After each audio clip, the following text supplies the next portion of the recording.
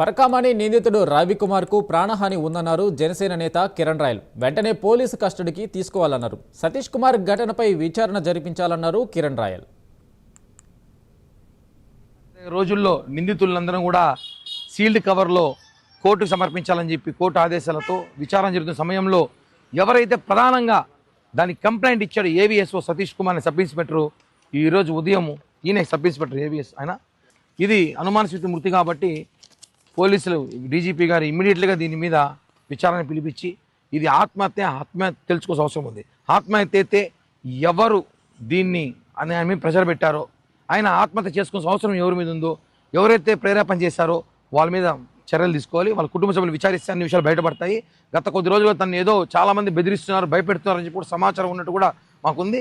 ఒకవేళ హత్య అయితే తెలిసిపోయి ఉంటుంది ఈ పాటికి ఎవరు హత్య చేశారో. ఎందుకంటే బాబాయ్నే లేపేసిన వాళ్ళకి ఇవన్నీ పెద్ద లెక్క కాదని చెప్పి కూడా నేను తెలియజేస్తున్నా. ఖచ్చితంగా విచారణ చేయాలి ఇమీడియట్లీగా.